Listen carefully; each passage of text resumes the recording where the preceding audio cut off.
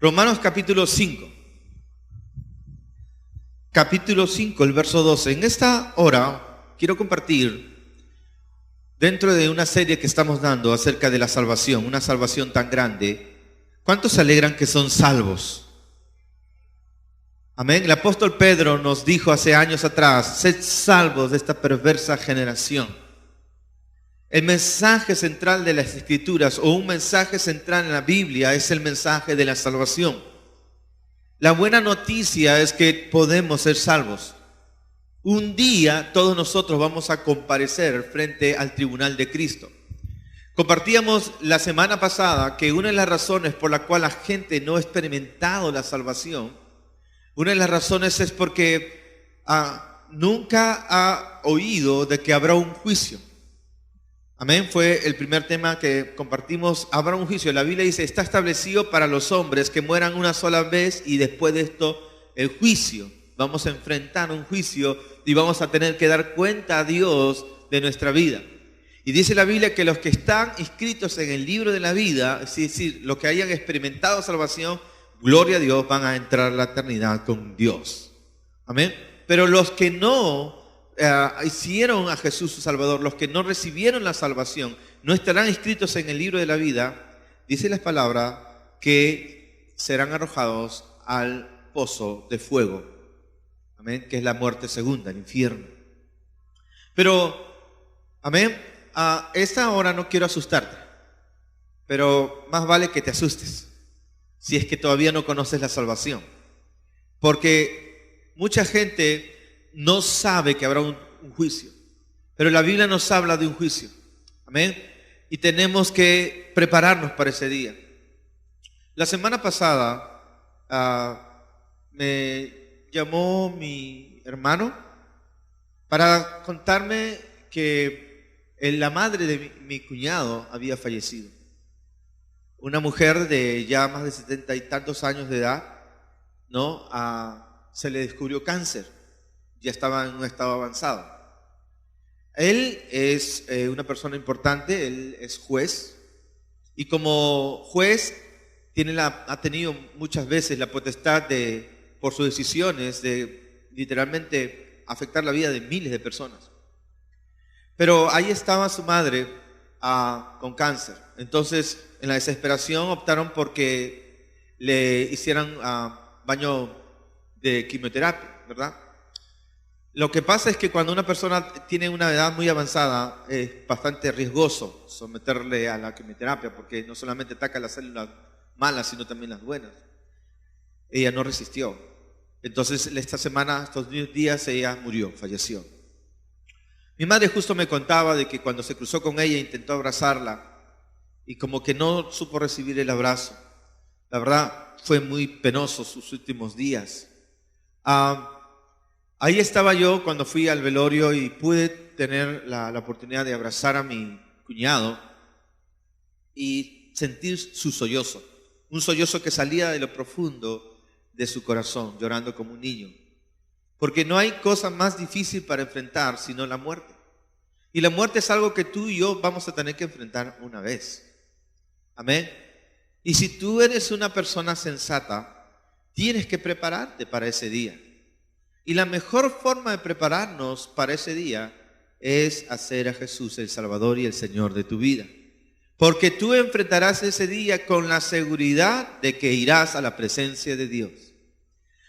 Enfrentarás ese día con la certeza de que será simplemente una puerta de salida de este mundo y una puerta que te conducirá a un mundo glorioso con Dios. Nuestra vida, amén, en la tierra es pasajera. Cuando estuvimos haciendo Servolución, una de las experiencias que tuvimos, de cientos, con nuestro equipo maravilloso que estuvo ahí trabajando, de sol a sol, una de las cosas que pude ver a un señor que no tenía piernas. Entonces él me llegó a decir que perdió las piernas, le tuvieron que amputar por diabetes.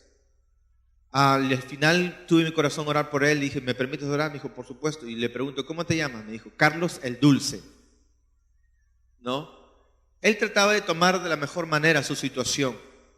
Oré por él y al final lo abracé Y cuando después de abrazarlo, vi su rostro iluminado. Gloria a Dios, no hay precio que pueda pagar el tener el privilegio de poder ver gente tocada por Dios. Amén.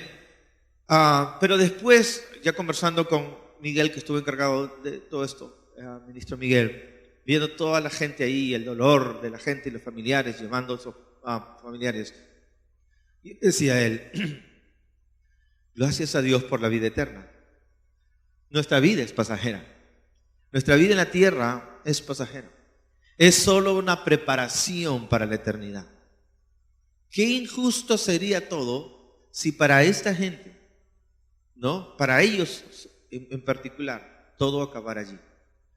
Qué injusto sería la vida si por esta gente que nace con esas discapacidades y no pueden vivir una vida en plenitud, ¿verdad? A muchos de ellos no solamente una discapacidad de brazos, sino hasta cerebral, ¿sí o no? Y pudieran vivir, y ahí acabara todo, sería muy injusto. Pero gracias a Dios, gloria a Dios, tenemos una eternidad esperando por nosotros. Pero antes de esa eternidad, déjame decirte, amén, que toda la humanidad hoy día está bajo un juicio, bajo una condenación. Y esa condenación es la muerte. Mucha gente no tiene idea, pero yo creo que el plan de Dios no fue nunca la muerte. Cuando Dios creó al hombre, lo creó para vivir eternamente. Si Adán no hubiera pecado, Adán estuviera vivo hoy y Eva también. Y podríamos de repente invitar a predicar a Adán. Señores, ahora con ustedes Adán. Vendría Adán a contarnos, ¿no? cómo era en ese tiempo. Pero Adán murió y Eva murió.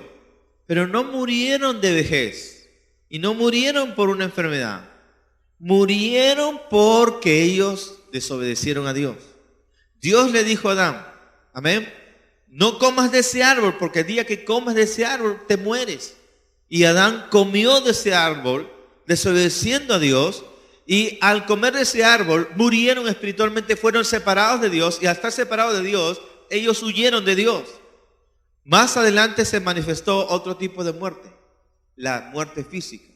Según la Biblia, uno puede tener dos tipos de muertes. La muerte espiritual, que es la separación de Dios, y la muerte física, y realmente hay otra muerte, la muerte eterna, la muerte en el fuego eterno. Amén. Entonces, puede uno tener la muerte espiritual y la consecuencia de la muerte espiritual será la muerte física. Es decir, todos los días los hombres están muriendo en alguna parte de la tierra. Dios es un Dios de vida. Él es un dador de vida. ¿Y cómo es que la gente muere? La gente muere porque un día un hombre desobedeció a Dios.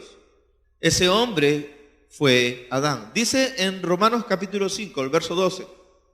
Por tanto, como el pecado entró en el mundo por un hombre, el pecado entró en el mundo por un hombre, y por el pecado la muerte, así la muerte, pasó a todos los hombres por cuanto todos pecaron.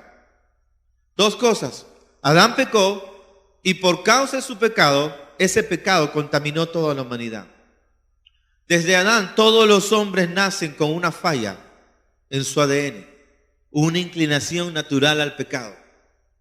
Todos los hombres desde Adán tienen esa tendencia a pecar. El pecado mora dentro de uno. Y no solamente el pecado, la muerte afectó a toda la humanidad. De modo que no hay persona que pueda decir, yo no soy un pecador. Todos, de alguna u otra manera, pecarán. Amén. Porque su naturaleza es una naturaleza de pecado. Y la buena noticia que hoy día usted debe escuchar es que, si bien es cierto usted está bajo condenación por el pecado y la muerte, Jesús ha venido a librarnos de la muerte espiritual y la muerte física también, porque nos ha prometido una resurrección. Hay una película que está exhibiéndose en las salas ahora, Remanente. Vaya a verla. Amén, vaya a verla. Y habla justamente de lo que va a ocurrir después de la venida de Jesús, cuando la iglesia sea arrebatada. La iglesia será llevada, muchos se quedarán. Aquellos que están viviendo una vida doble, una vida sin Cristo, ¿me entiendes? Que van a la iglesia pero no experimentar una verdadera vida de Cristo, se van a quedar, ¿no? Y ahí van a pasar una gran tribulación. Vaya a ver esa película. Pero, amén, entonces, el tema es, como hemos estado enseñando en esta serie, que hay creencias erróneas por la cual la gente no es salva. Y la primera creencia errónea por la cual la gente no es salva es, o no reciba salvación, es porque ignoran o no creen que habrá un juicio o un día de juicio. No saben o ignoran que habrá un día del juicio. Habrá un día del juicio, hermano. Un día todos nos vamos a presentar a dar cuenta ante Dios. Amén. Y Dios es un Dios bueno, pero también es un Dios justo. Dios es un Dios bueno, ¿verdad? Pero también es un Dios justo. Y como Dios justo, tiene que hacer justicia. Él estableció, la paga del pecado es la muerte, pero no solamente muerte física, sino también lo otro. Explico. Hay gente demasiado cruel.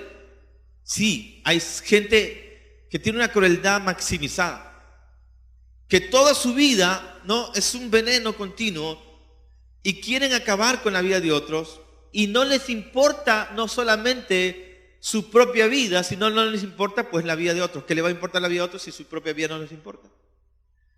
Lo máximo que puede hacer el hombre frente a estas personas es, en el peor de los casos, aplicarle la pena de muerte. Y ahí está, a un asesino cruel que mató 100 personas, qué sé yo, pena de muerte, que sean algunos estados y naciones. Pero ¿sabe que hay gente tan cruel que se les haría un favor a ellos si aplican pena de muerte? ¿Por qué? Porque ellos mismos no quieren vivir. No aprecian su vida, menos van a apreciar la vida de otras personas. Les aplican pena de muerte, les hace un favor. Sería injusto que una persona que tiene tanto odio, a pesar de que se le aplique la pena máxima, sea librado de dar cuenta de lo que hizo. Pero ¿sabe qué? Del juicio de los hombres podrán escapar, pero del juicio de Dios nadie escapará. Porque Dios es un Dios justo. Dios es un Dios justo. Amén. Bien, pero nosotros tendemos a pensar, sí, pastor, tienes razón, hay gente tan cruel. Pero déjame decirte, hermano, que muchos de nosotros no estamos muy lejanos de ese tipo de vidas. Porque otra de las razones por la cual mucha gente no es salva es porque tiene la creencia errónea de que yo no soy tan malo. Dice, pero yo no soy tan pecador. Yo soy un pecador más o menos, nada más. Peco de vez en cuando. No, yo soy malo, la verdad no soy malo, soy más o menos bueno, más bueno que malo. Y esa es una consideración que puede ser muy peligrosa. Porque según la Biblia, en Romanos el capítulo 3, la Biblia dice, no hay nadie bueno, no hay nadie justo, no hay ni siquiera uno. ¿Me acompañan? Romanos el capítulo 3, por favor.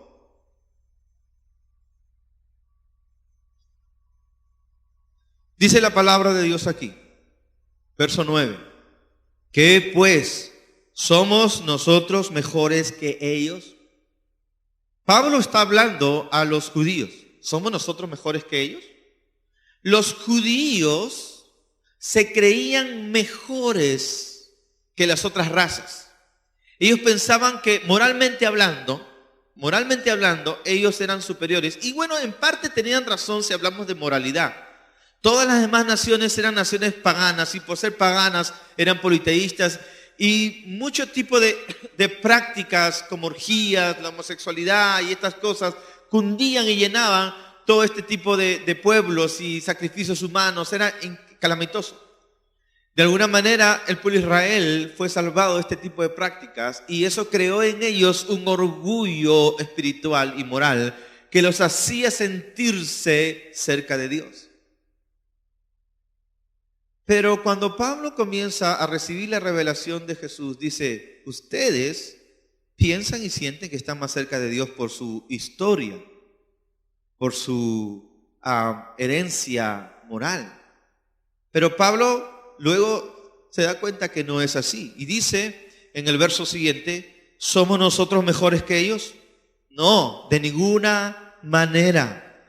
Pues ya hemos acusado a judíos y a gentiles que todos están bajo pecado. Hemos acusado a judíos y a gentiles que todos están bajo pecado. Es decir, no es que haya gente buena y gente mala, Según la Biblia, todos son pecadores. Y tampoco es que hay el ladrón bueno y el ladrón malo. Todos son pecadores. Amén. Esta creencia errónea, que el ladrón bueno y el ladrón malo, a ver, que te robe un ladrón si el ladrón es bueno. ¿Amén? Déjalo nomás, ya entró, ya está dentro.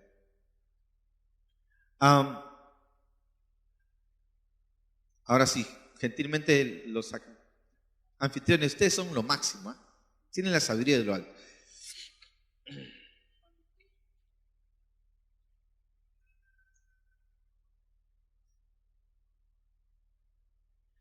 Una cosita, si alguna vez hay un sismo en pleno culto, tenemos dos puertas de evacuación, la que ustedes conocen y esta de aquí.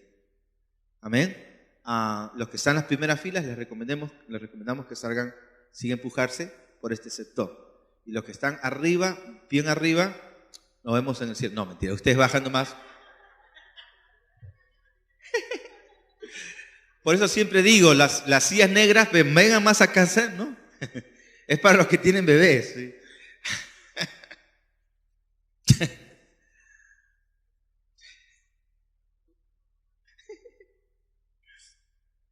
La gente dice, los buenos y los malos. La Biblia dice, no es así. Puede que aquella persona que reconoce que es un pecador esté más cerca de la salvación que uno que se cree bueno.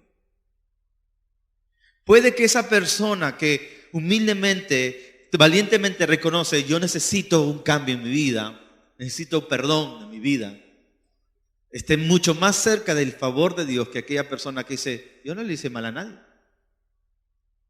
Yo no soy mal a nadie, yo soy buena gente. ¿Por qué voy a ir al infierno?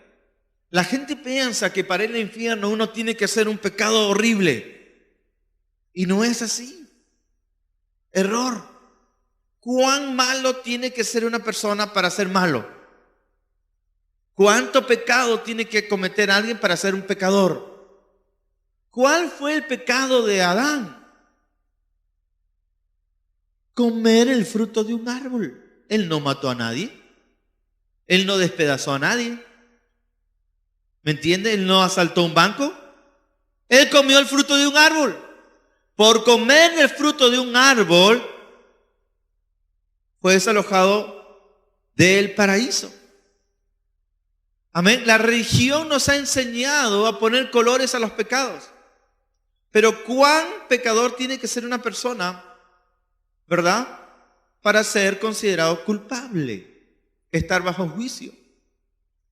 Este modo de pensar ha creado todo un contingente de gente moralista, cucufata y religiosa.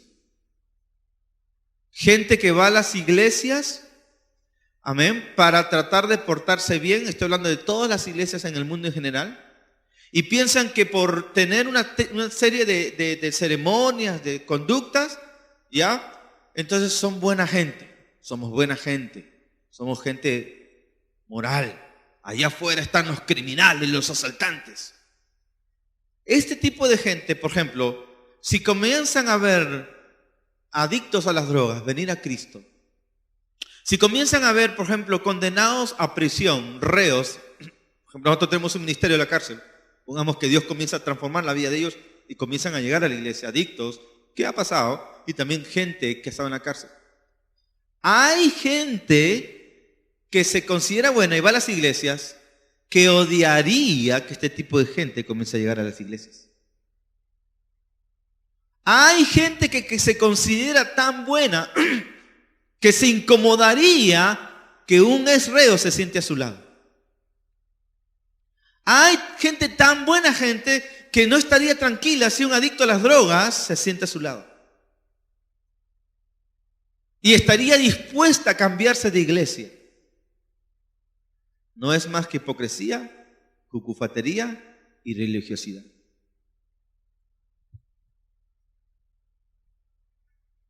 Dile al que está a tu lado, si no están hablando de ti, relájate y respira.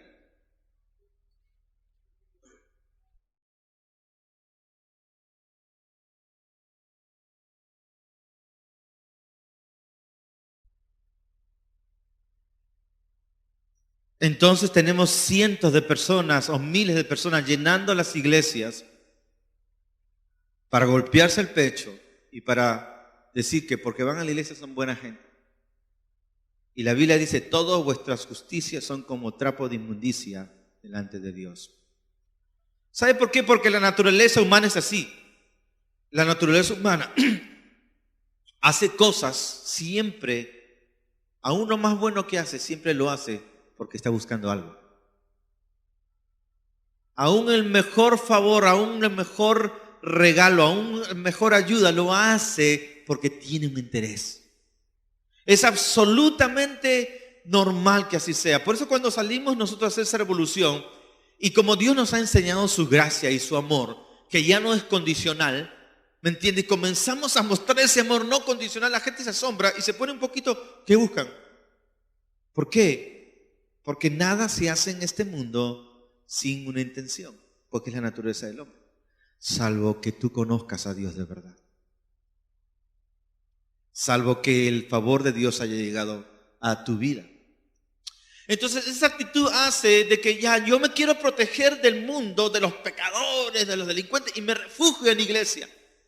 Y voy y canto, pero nunca reconocí mi necesidad de un Salvador y de arrepentimiento.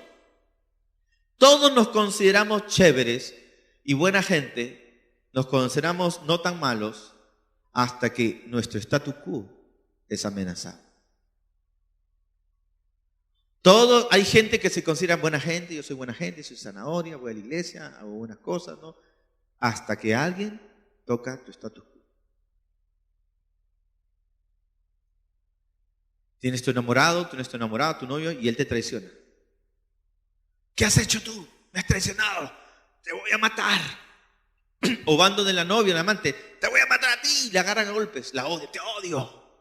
¿Qué es eso? Que no era buena gente, que no era Sor María. ¿De dónde salió toda esa furia? ¿De dónde salió todo ese enojo? ¿De dónde salió todo ese deseo de muerte? ¿De dónde salió? El pecado. Que no era una persona así, buena gente. Hay gente que sonríe a todo el mundo en el barrio. Buena gente, la vecina, qué chévere. Sí, pero es que no te has casado con él. No te has casado con ella, no vives con ellos. Hola. Está haciendo calor ahora, ¿no? Aumentar la temperatura. No hay justo ni aún uno. No hay nadie bueno. No hay ni siquiera uno. No hay nadie. Todos están bajo condenación, todos. Y todos necesitan de un Salvador. Pastor, no me termino de convencer con cuán malo, o sea, una persona, ¿qué malo tiene esto y lo otro? La Biblia dice que sabe hacer lo bueno y no lo hace, es pecado. Muchas de la gente moralista creen en la ley y todo lo demás, pero lo que les conviene, no lo que no les conviene. Hacen caso a lo que les conviene, pero esto no. Pero la Biblia dice, el que le dice tonto a su hermano ha quedado expuesto al infierno de fuego.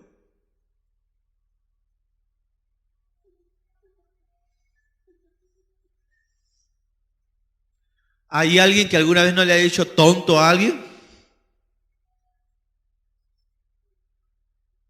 El que le dice fatuo a su hermano ha quedado expuesto al infierno de fuego. Jesús, mira, es que Jesús chocó con la gente moralista de su tiempo y era la más brava. La gente religiosa y moralista es la gente más brava a la hora de recibir, más dura y difícil. Nosotros a veces decimos, vemos un vecino no que es conocido por ser molestoso, ya no, ese vecino que le voy a predicar la palabra. Y vamos a hablarle a la persona chévere del barrio y no nos hacen caso. Te miran raro. Erramos porque no vamos con el discernimiento del Señor.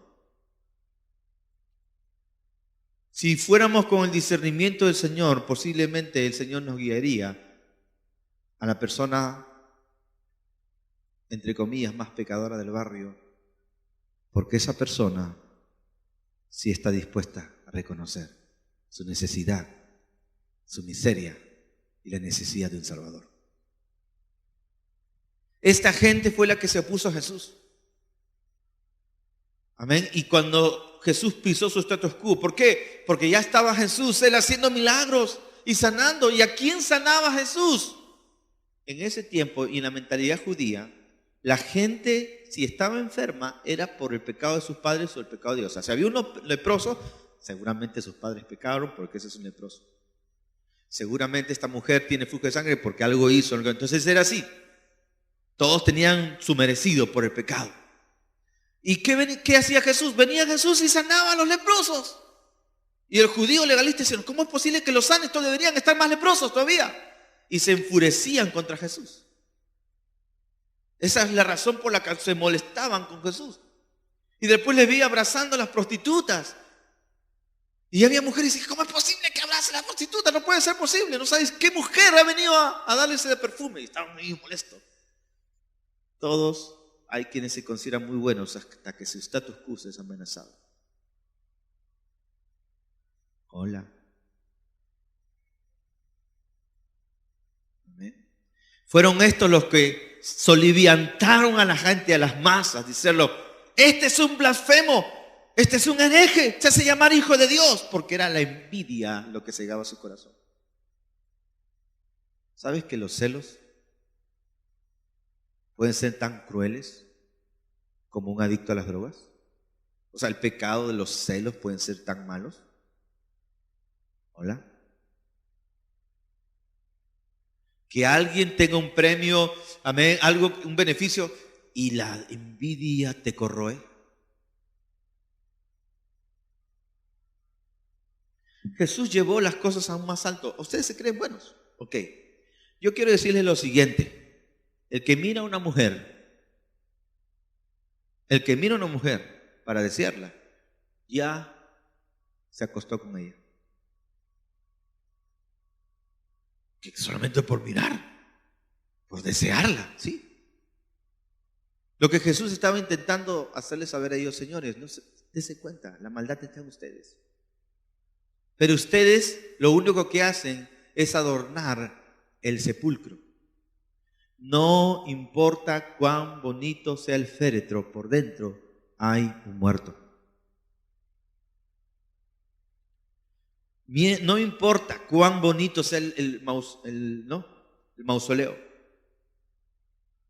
por dentro hay un cadáver apestoso y con gusanos que necesita la vida de Dios. Pablo dijo, me temo que hay gente entre vosotros quienes no conocen al Señor, que han abrazado una iglesia, que han abrazado la religión para tratar de aplacar de alguna manera su necesidad de Dios, su necesidad de compañía, para que Dios haga algo a su favor. Y Dios, en su inmensa misericordia y bondad, igual lo hace, porque Dios es bueno y su misericordia es para siempre. Pero el hecho de que Dios te haya alcanzado con su bondad y su misericordia no significa que ello te haga salva y salvo, porque a que no seas que te hayas arrepentido y hayas tú confesado a Jesús como tu Señor y Salvador, no eres salvo o salva aún. Y como hemos venido diciendo, no pasó, pero yo vengo con mis tíos, con mi tío, con mi mamá, con mi abuelita, sí, pero Dios no tiene hijos, pero no tiene nietos ni sobrinos. Dios solo tiene hijos. La salvación es algo personal. ¿Cuánto me alegro que en la mañana vimos una joven que se acercó a los pies del Señor, que sus padres lo traían por años, casi en la niñez, pero en la mañana reconoció su necesidad de un Salvador personal. Amén, gracias a Dios por ello. Termino. Amén. Fue esta gente que rehusaron. ¿Cuán malo tiene que ser una persona para que sea mala? Les voy a contar este relato, les voy a dar un ejemplo y con esto concluyo. Ahí está una persona Que por su padre, porque su padre fue de repente tuvo una familia funcional, su padre de repente fue alcohólico, lo golpeaba. Su madre quizás abandonó al padre, o él vio a su madre con otro hombre, porque esas cosas pasan. Y ese chico crece con toda esa ira, crece sin formación moral ni nada, y vive una vida pues como muchos jóvenes viven. Obviamente esa persona, por el ambiente que ha vivido, va a pecar mucho más, entre comillas, que una persona que fue creada en un hogar moral. Pero ambos necesitan de Cristo. Pero un día le presentan del amor de Dios, y él entiende que a pesar de lo cruel de su vida y a pesar de lo apartado que fue, Jesús murió por él en la cruz del Calvario. Él entiende que Jesús derramó su sangre por él, y él, al ser consciente de lo gigante de su pecado, clamó con todo su corazón a Dios por un Salvador y recibió la salvación ese mismo día. Pero aquí vemos a otra persona que fue criado en un buen hogar, donde papá y mamá que vivieron juntos toda su vida, no se separaron. Entonces no fue tan pecador, pero es un pecador. Y venimos y le anunciamos las buenas nuevas y le decimos: ¿sabes que Jesús murió por tus pecados para salvarte? Él ya pagó por tus pecados, Él ya derramó su sangre por ti. Todo lo que tienes que hacer es arrepentirte, invocar su nombre y su salvación.